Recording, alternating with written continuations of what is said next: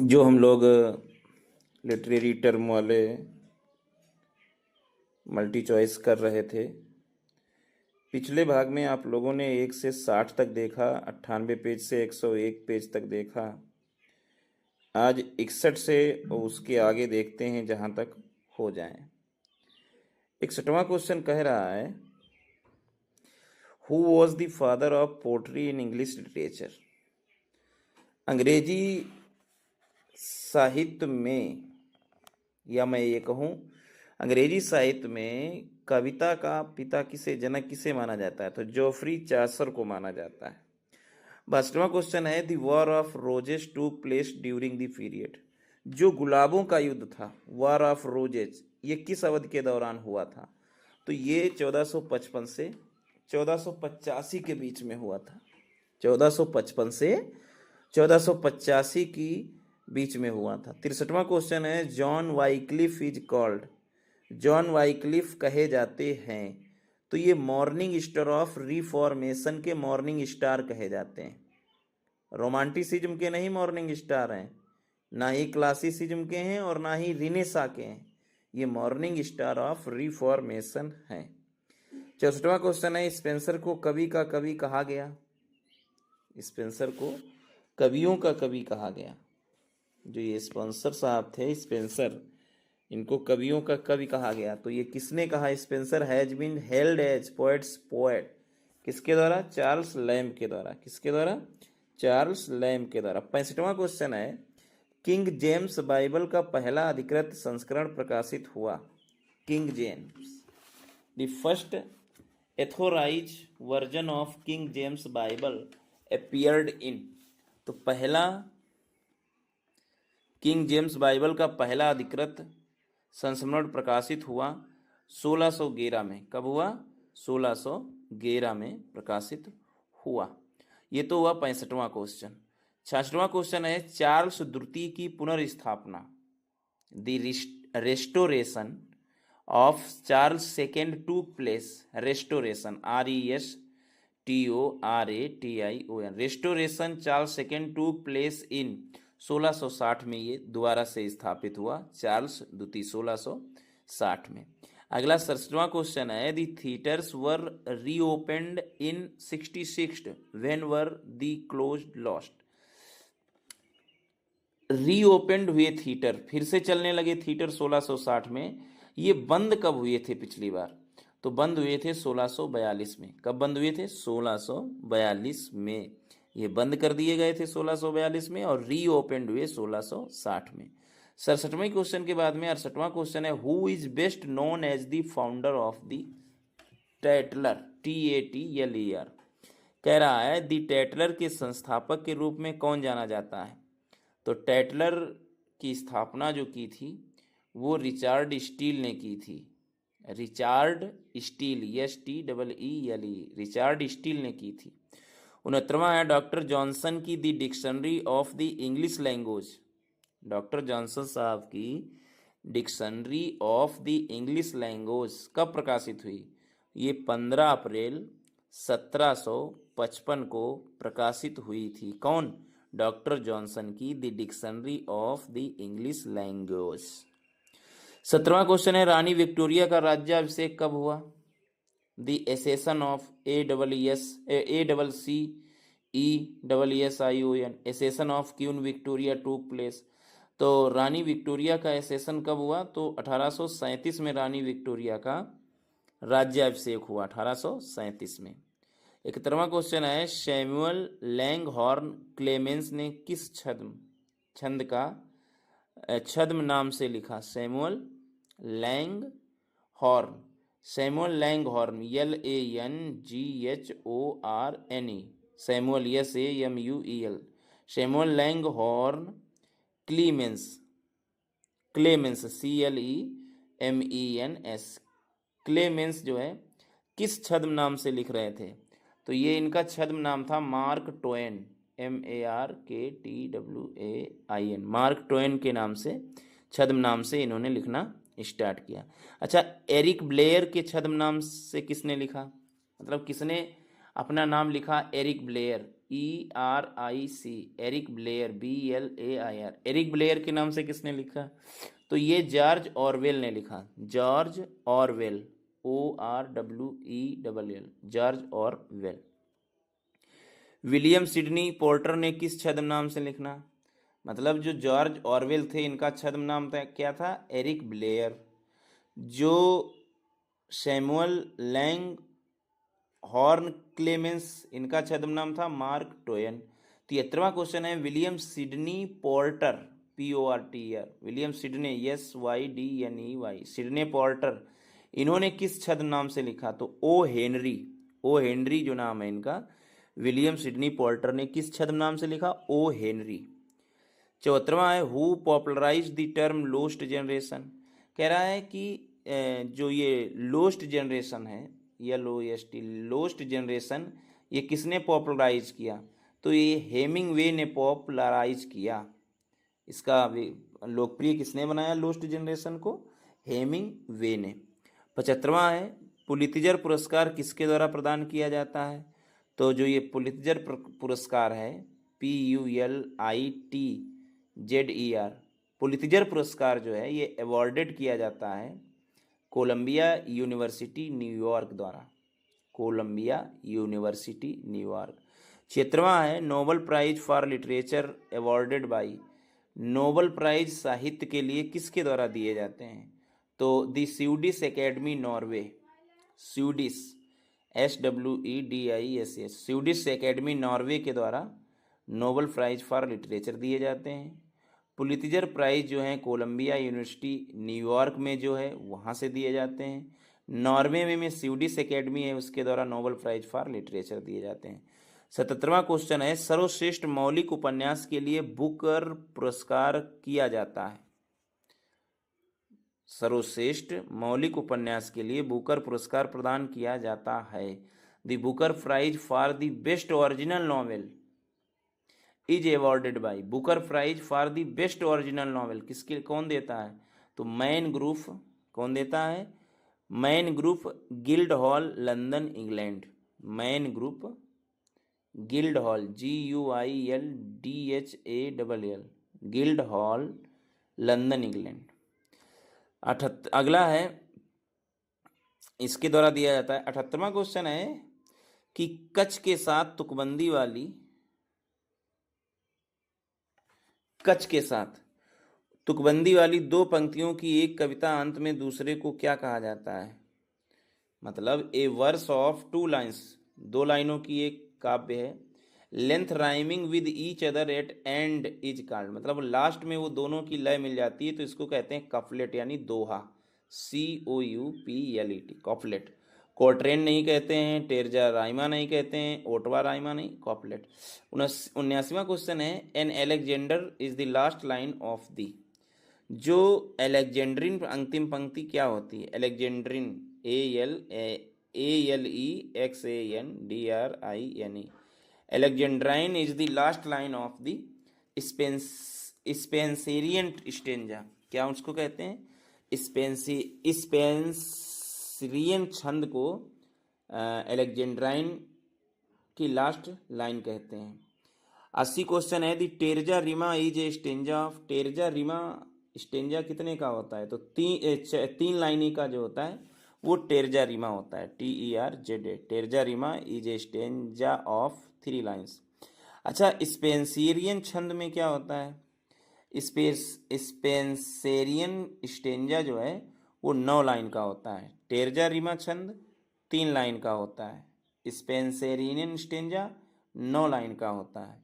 82वां question कह रहा है, एन आइम्बिक पेंटामीटर लाइन, जो आइम्बिक पेंटामीटर लाइन में कितनी होती हैं? तो 5 फीट होते हैं। आइम्बिक पेंटामीटर में कितने? 5, IAMBIC, आइम्बिक पेंटामीटर में कितने होते हैं? 5। अगला है क्वेश्चन नंबर 83वां है, कह रहा है कि the iambic pentameter implies which of the following, इम्बल या आइम्बिक, इम्बल पेंटामीटर किसका तात्पर्य होता है? तो देखो, पैटर्न तनाव रहित 5 बार दोहराया गया, the pattern unstress stress repeated 5 times. Iambic pentameter का मतलब होता है कि पहले अनस्ट्रेस शब्द आए, जोर वाला यानी दीर्घ, फिर स्ट्रेस शब्द आए, ऐसा 5 बार दोहराओ, 5 फीट हो, अनस्ट्रेस स्ट्रेस्ड, अनस्ट्रेस स्ट्रेस, तो उसको बोलते हैं आइम्बिक पेंटामीटर। 5 सिलेबल हो और 5 सिलेबल ना हो, 5 फीट हो, है ना, और अनस्ट्रेस और स्ट्रेस से दोहराया जाता है तो उसको बोलते हैं iambic pentameter. The pattern unstress stressed repeated 5 times. 84वां क्वेश्चन कह रहा है कि चलो फिर चलें तुम और मैं, जब शाम आसमान पर फैली होती है जैसे कोई मरीज मेज पर लेटा हो। उपरोक्त पंक्तियां इस प्रकार लिखी गई हैं, बताओ ये कैसे लिखी गई हैं। Let us go then I, you and I, let us go then you and I, when the evening is spread out against the sky like a patient etherized upon a table। ये लाइनें कैसे लिखी है, free verse में लिखी गई हैं। इनमें ना तो तुक मिल रही है और ना तो इनका वो मीटर मिल रहा है। Let us go then you and I when the evening is spread out against the sky like a patient etherized, etherized, etherized upon a table। तो ये है फ्री वर्स, मुक्त छंद है। अच्छा, एलेक्जेंड्रिंग एक पद पंक्ति है। एलेक्जेंड्रिन, ALEXANDRINE,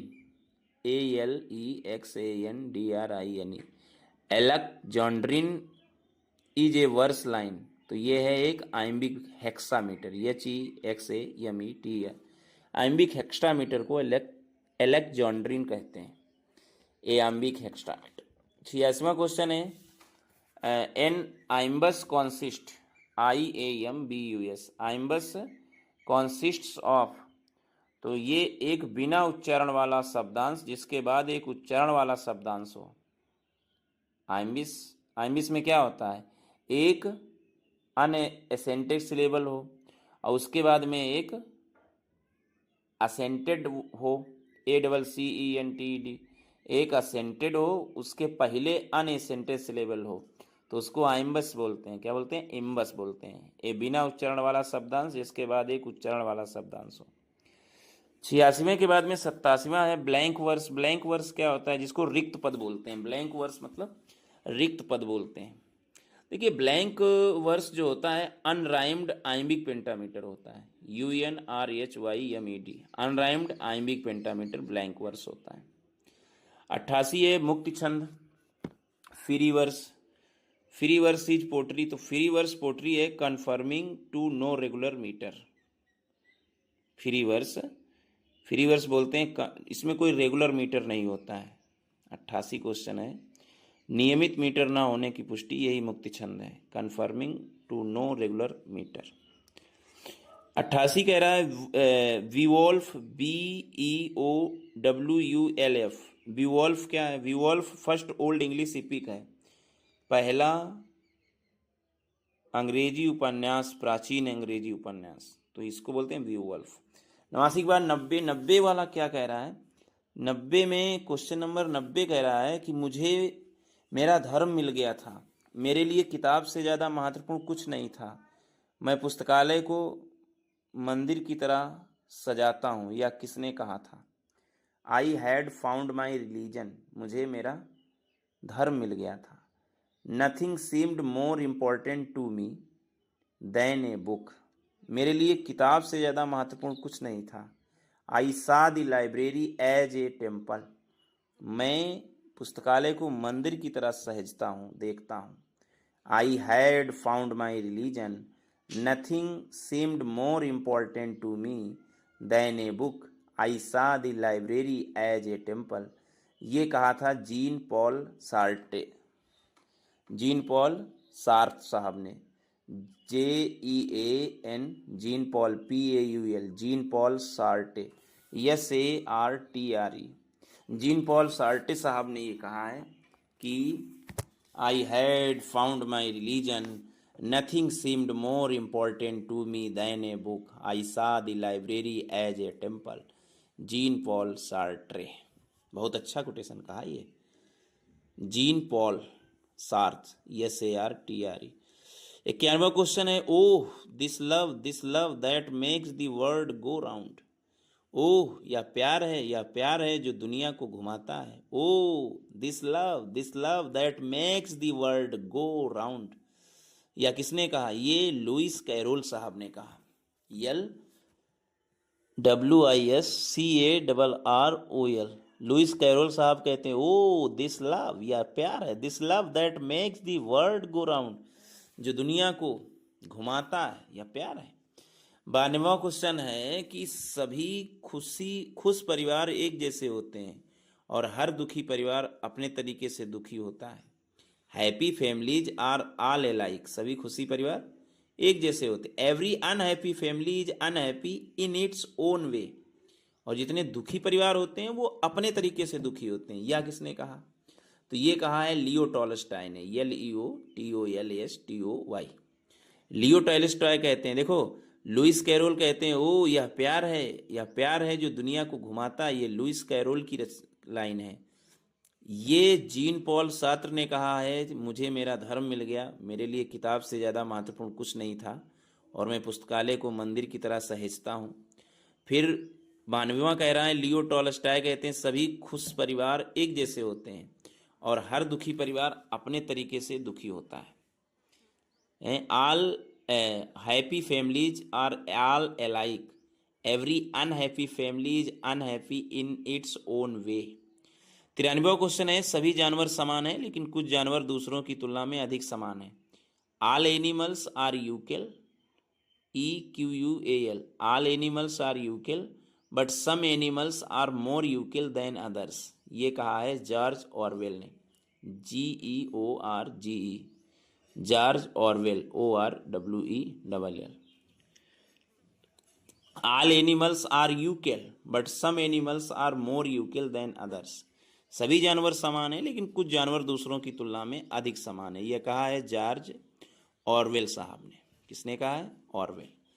94वां क्वेश्चन है, सत्य हमेशा कल्पना से अधिक विचित्र होता है। Truth is always stranger than fiction, truth is always stranger than fiction, कल्पना से अधिक विचित्र होता है। ये कहने वाले हैं लॉर्ड बायरन साहब, BYRON, LORD, लॉर्ड बायरन। 95वां क्वेश्चन, अगर मैं ऐसा कहूं तो मुझमें भी हैमलेट की झलक दिखती है। I have a smack of Hamlet myself if I may say so. तो ये कहा है कॉलरिज साहब ने। अगर मैं ऐसा कहूं, इफ आई मे से सो, अगर मैं ऐसा कहूं, आई हैव ए स्मैक, स्मैक माने SMACK, स्मैक माने तो झलक, किसकी? आई have a smack of Hamlet my self, अगर मैं ऐसा कहूं तो मुझ में भी हैमलेट की झलक दिखती है। या किसने कहा? एक कॉलरिज साहब ने कहा।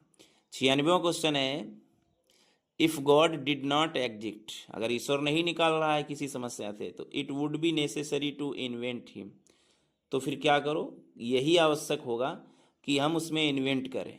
If God did not exist it would be necessary to invent him, ये वॉल्टेयर के कथन है। किसके हैं? वॉल्टेयर के ये कथन है। किसके कथन है? वॉल्टेयर के कथन है कि अगर ईश्वर तुम्हें नहीं निकाल रहा है तो फिर उसी में इन्वेस्ट, आवश्यक होगा कि उसी में invent him. If God did not exist it would be necessary to invent him, तो उसी में इन्वेंट करो। 97वां क्वेश्चन कह रहा है, an allegory is a series of metaphors, ये जो एलेगोरी होती है ना, ALLEGORY, ये एक सीरीज होती है मेटाफोर की, रूपक की या सिंबल्स की, जो continued through out an entire story, जो पूरी स्टोरी से होते हुए चलते रहते हैं सिंबल्स वगैरह, सो एज टू रिप्रेजेंट और describe one series of facts by another series that is analogous to it in its main features. यह नेसफील्ड का कथन है। ये फॉलोइंग डिफिनेशन जो है एलोगोरी की दी है, किसकी किताब के बारे में ये नेसफील्ड ने डिफिनेशन दी है एलिगोरी की। तो देखो एलिगोरी की जो ये डिफिनेशन दी है नेसफील्ड ने, NESFIELD, ये एक बुक थी पिलग्रिम्स प्रोग्रेस। कौन सी बुक थी? पिलग्रिम, PILGRIM, पिलग्रिम्स प्रोग्रेस एक बुक थी। तो उसके संक्षिप्त में डिफिनेशन दी है नेसफील्ड ने, एलिगोरी की। उन्होंने कहा an allegory is a series of metaphor, रूपक की एक क्रम होता है, सिंबल्स उसमें होते हैं, continued through out an entire story, पूरी स्टोरी में चला करते हैं, सो एज टू रिप्रेजेंट, और इसलिए वो प्रस्तुत करते हैं और डिस्क्राइब या वर्णन करते हैं, वन सीरीज ऑफ फैक्ट्स, तथ्यों की एक सीरीज, बाय अनदर सीरीज, दूसरी सीरीज के द्वारा, दैट इज एनालॉगस, और ये एनालॉगस है to it in its main features, main features में ये एनालॉगस है। क्वेश्चन नंबर 98वां है, which one of the following is not a pastoral elegy, इसमें से पेस्टोरल एलेजी कौन सी नहीं है? तो मिल्टन का लाइसिडस ये तो पेस्टोरल एलेजी है, शैली का एडोनेस ये भी ADONAIS ये भी है पेस्टोरल एलेजी, अर्नोल्ड का थायरसिस THYRSIS थायरसस भी है, पोप का जो रेप ऑफ द लॉक है ये पेस्टोरल एलेजी नहीं है, ये जो पेस्टोरल एलेजी नहीं है। मिल्टन की लाइसिडस, थायरसस, शैली ये सब है, लेकिन पोप का ये the rape of the lock ये जो है पेस्टोरल एलेजी नहीं है। 99वां क्वेश्चन कह रहा है, a poem telling the story of the leader whole community, मतलब पूरे संपूर्ण समुदाय के नेता की कोई एक कविता ऐसी होती है, एक ऐसी कविता जो संपूर्ण समुदाय के नेता की कहानी कहती है, written in narrative form and lofty style is called. तो एक नैरेटिव मतलब खूब बड़े उसमें लिखी जाती है बड़े मंच पर, तो उसको क्या बोलते हैं? तो उसको एक महाकाव्य बोलते हैं।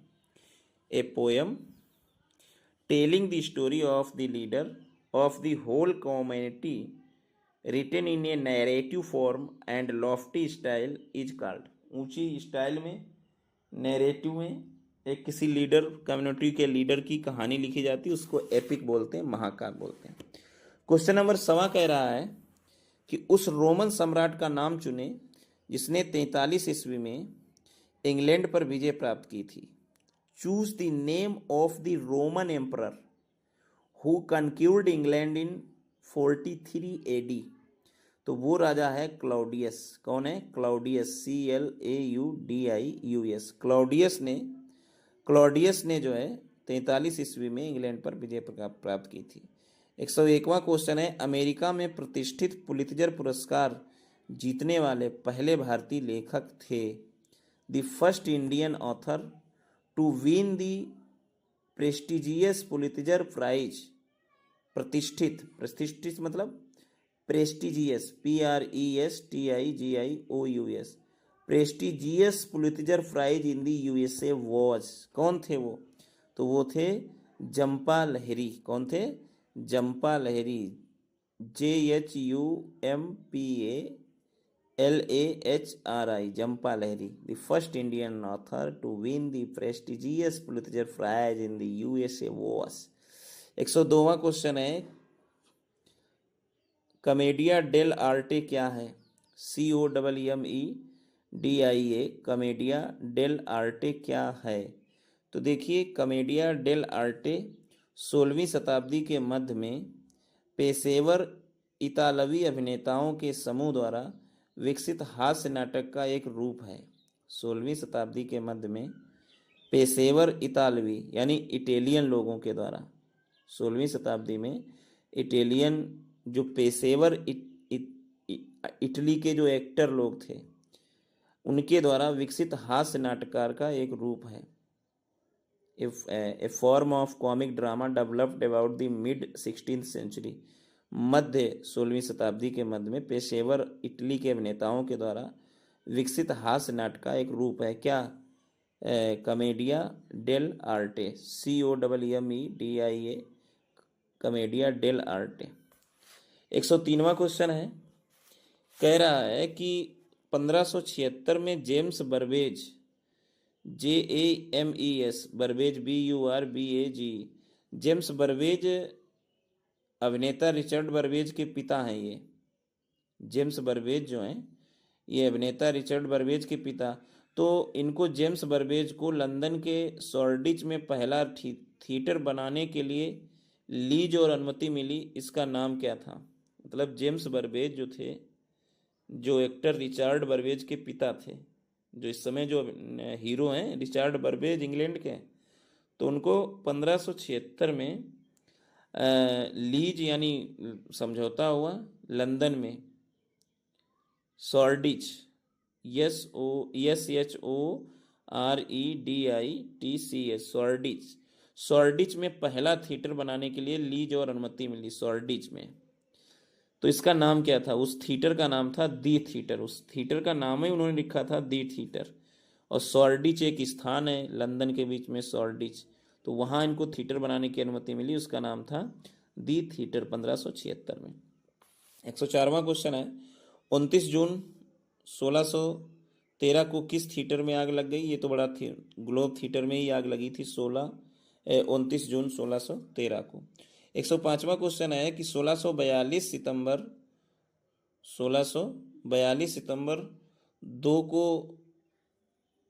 सितंबर 2 को संसद ने एक अध्यादेश जारी कर लंदन में सभी मंची नाटकों पर रोक लगा दी और थिएटर जो थे वो सब बंद कर दिए गए।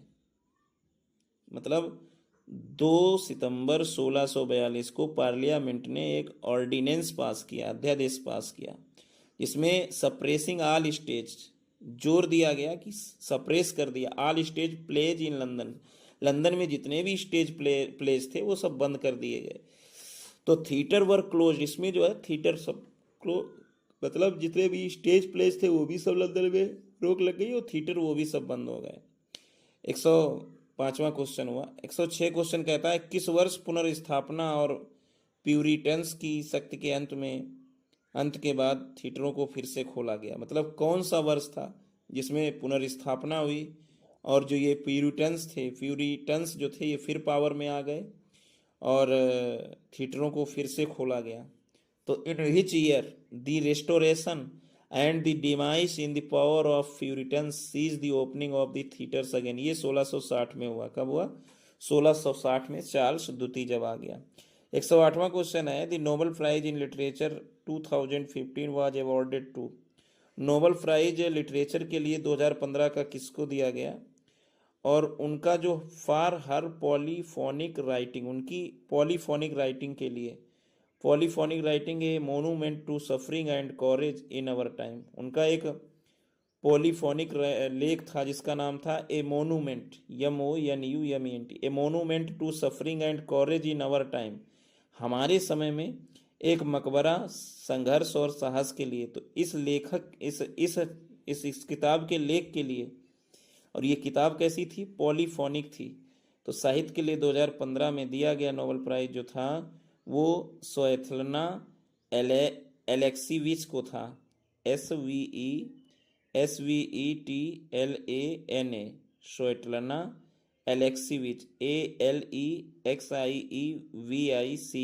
एलेक्सीविच को था 2015 का नोबेल प्राइज। किसके लिए? उनकी पॉलीफोनिक राइटिंग के लिए। उसका नाम क्या था? A monument to suffering and courage नाम था उस लेखिका का जिसको मिला, Svetlana Alexievich, SVETLANA, Svetlana Alexievich, ALEXIEVICH। 109वां क्वेश्चन है which of these won the Nobel prize for literature in 2014? कह रहा है 2014 में किसने साहित्य के लिए उपन्यासकार जीता था? तो 15 में जीता था एलेक्सीविच ने, 14 में जीता है पुरस्कार पैट्रिक मोदियानो ने, MODIANO, पैट्रिक मोदियानो ने। 110वें साहित्य में नोबेल पुरस्कार 2016 अमेरिकी गायक और गीतकार को महान अमेरिकी गीत परंपरा के भीतर नई काव्यात्मक अभिव्यक्तियों का निर्माण करने के लिए दिया गया था। साहित्य में 15 में दिया गया एलेक्सीविच को, 14 में दिया गया पैट्रिक मोदियानो को, 2016 में दिया गया नोबेल पुरस्कार अमेरिकी गायक और गीतकार भी वो हैं। किस लिए 2016 में दिया गया? महान अमेरिकी गीत परंपरा के भीतर नई काव्यात्मक अभिव्यक्तियों का निर्माण करने के लिए दिया गया। और वो लेखक थे Bob Dylan, Bob Dylan, DYLAN, Bob Dylan को दिया गया 2016 में साहित्य का पुरस्कार। 111वां क्वेश्चन है किस नायक ने फ्रेंच, अंग्रेजी और जर्मन साहित्य में एक प्रमुख विषय बनने से पहले सेल्टिक साहित्य में अपनी प्रारंभिक उपस्थिति दर्ज की थी? किस नायक ने फ्रेंच, अंग्रेजी और जर्मन साहित्य में एक प्रमुख विषय बनने से पहले सेल्टिक साहित्य में अपनी प्रारंभिक उपस्थिति दर्ज की थी। तो which hero made his earliest appearance in Celtic literature, CELTIC, Celtic literature, before becoming a staple subject in French, English and German literature. French, अंग्रेजी और जर्मन साहित्य में एक प्रमुख विषय बनने से पहले हैं स्टेपल, STAPLE से, स्टेपल मतलब प्रमुख विषय बनने से पहले उसने सेल्टिक लिटरेचर में अपनी उपस्थिति शुरुआत में दर्ज कराई थी। तो वो नायक है आर्थर साहब, ARTHUR। 112वां क्वेश्चन है कि अंग्रेजी होमर और अंग्रेजी कविता का जनक किसे कहा जाता है? Who would be called the English Homer, HOMER, and father of English poetry? तो वो हैं चासर साहब। अच्छा, चासर साहब अंग्रेजी होमर और फादर ऑफ इंग्लिश पोट्री कहा गया। 113वां क्वेश्चन है what was vellum? What was vellum? VELLUM। Vellum का मतलब होता है, वेलम का मतलब है पशु की खाल में बना चर्म पत्र, VELLUM, वेलम। तो parchment made of animal skin, चर्म पात्र, parchment, PARCHMENT, parchment made of animal skin. 114वां में मध्यकालीन पुस्तकों का केवल एक छोटा सा हिस्सा ही बचा है, बड़ी संख्या में नष्ट हो गई। मध्यकालीन पुस्तकों का एक छोटा सा हिस्सा ही बचा है, बड़ी संख्या में नष्ट हो गई। वो कौन सी पुस्तक है? तो only a small proportion of medieval books survive, large number having been destroyed in. तो वो है 1530 के दशक में मठों का विघटन। 1530 के दशक में मठों का विघटन, the dissolution, DISSOLUTION, dissolution of the monasteries in the 1530। मध्यकालीन पुस्तकों का केवल एक छोटा सा हिस्सा ही बचा है, बड़ी संख्या में नष्ट हो गई हैं। 1530 के दशक में मठों के विघटन में नष्ट हो गई हैं। 115वां क्वेश्चन है पुरानी अंग्रेजी का पहला विस्तारित लिखित नमूना क्या है? What is the first extended written specimen of old English? Extended, विस्तारित, रिटन, लिखित, स्पेसिमेन, नमूना, ओल्ड इंग्लिश का पहला विस्तारित लिखित नमूना क्या है? तो पहला विस्तारित लिखित नमूना है a code of laws promulgated by King Ethelbert, राजा एथेलबर्ट, ETHELBERT, एथेलबर्ट द्वारा प्रख्यापित कानूनों की एक संहिता, राजा एथेलबर्ट द्वारा प्रख्यापित कानूनों की एक संहिता है जो पुरानी अंग्रेजी का पहला विस्तारित लिखित नमूना है। 116वां क्वेश्चन है 1603 में एलिजाबेथ प्रथम के बाद किसने शासन स्थापित किया? तो 100 हु सक्सीडेड मतलब एलिजाबेथ के बाद में, एलिजाबेथ फर्स्ट 1603 में, उनके बाद में किसने establish the Stuart dynasty, Stuart राजवंश इसको बोलते हैं, STUART, स्टुअर्ट डिनेस्टी का किसने शासन स्थापित किया? तो वो राजा था जेम्स, स्कॉटलैंड का जेम्स सस्टम राजा, जेम्स सस्टम राजा। 1603 में उसने Stuart dynasty, DYNASTY STUART, Stuart dynasty वंश की परंपरा 1603 में एलिजाबेथ फर्स्ट के बाद में उसने शुरू की। 117वां क्वेश्चन है which writer was not active under both Elizabeth second and James second? कौन सा ऐसा राइटर नहीं है जो एक्टिव नहीं रहा दोनों युग में? तो पहला तो वो विलियम शेक्सपियर नहीं, ये दोनों में एक्टिव रहा। बेन जॉनसन ये दोनों में एक्टिव रहा। जॉन डन ये दोनों में एक्टिव रहा। जॉन मिल्टन, तो ये जॉन मिल्टन जो है वो नहीं एक्टिव रहे दोनों में, ये एक ही में रहे जॉन मिल्टन, तो इनमें किसी में भी नहीं ये रहे। तो William Shakespeare, Ben Jonson, John Donne, ये एलिजाबेथ और जेम्स सस्टम ऑफ स्कॉटलैंड दोनों के बीच में रहे, लेकिन जॉन मिल्टन नहीं। 118वां क्वेश्चन है, बारूद का इच्छित लक्ष्य क्या था? What was the intended target of gunpowder plot in 1605? 1605 में बारूद का इच्छित लक्ष्य क्या था? Intended target, INTENDED, intended target क्या था गन पाउडर का प्लॉट 1605 में? तो गन पाउडर का इंटेंडेड टारगेट था दी हाउसेस ऑफ पार्लियामेंट, संसद के सदन जो थे। बारूद का इच्छित लक्ष्य था संसद के सदन। 119वां क्वेश्चन है, निम्नलिखित में से कौन 4 शारीरिक द्रव्यों में से एक नहीं था? तो पहला है collar, CHOLER। Following was not one of the 4 bodily humours, bodily humours 4 शारीरिक द्रव्य, HUMOURS, बॉडली शारीरिक द्रव्य। तो पहला है कॉलर, CHOLER, कॉलर माने पित्तनाशक। दूसरा है ब्लड, खून। दूसरा है कोलेस्ट्रॉल, CHOLESTEROL, कोलेस्ट्रॉल। और चौथा है काला पित्त यानी ब्लैक बाइल, BILE। तो देखो कॉलर यानी पित्तनाशक, ब्लड भी था, ब्लैक ऑफ बाइल था जो उदासी का वो है, लेकिन कोलेस्ट्रॉल जो है ये जो है 4 बॉडली ह्यूमर्स में नहीं आता। 120वां और इस वीडियो का अंतिम क्वेश्चन कह रहा है कि औद्योगिक क्रांति के दौरान प्रमुख कौन सा सामाजिक दर्शन यह निर्धारित करता था कि केवल आर्थिक कानूनों का स्वतंत्र संचालन ही सामान्य कल्याण निश्चित करेगा और सरकार को किसी भी व्यक्ति के व्यक्तिगत हितों की खोज में हस्तक्षेप नहीं करना चाहिए? औद्योगिक क्रांति के दौरान प्रमुख कौन सा सामाजिक दर्शन यह निर्धारित करता था कि केवल आर्थिक कानूनों का स्वतंत्र संचालन ही सामान्य कल्याण सुनिश्चित करेगा और सरकार को किसी भी व्यक्ति के व्यक्तिगत हितों की खोज में हस्तक्षेप नहीं करना चाहिए? तो economic independence, the rights of man, laissez-faire, enclosure. तो इसमें जो हस्तक्षेप जो नीति आती है, हस्तक्षेप, इस दर्शन के अनुसार जो है औद्योगिक क्रांति के दौरान ये बताया गया कि केवल आर्थिक कानूनों का स्वतंत्र संचालन ही सामान्य कल्याण सुनिश्चित करेगा और सरकार को किसी भी व्यक्ति के व्यक्तिगत हितों की खोज में हस्तक्षेप नहीं करना चाहिए। ये है laces fair, LAISSEZFAIRE, laces fair यही होता है।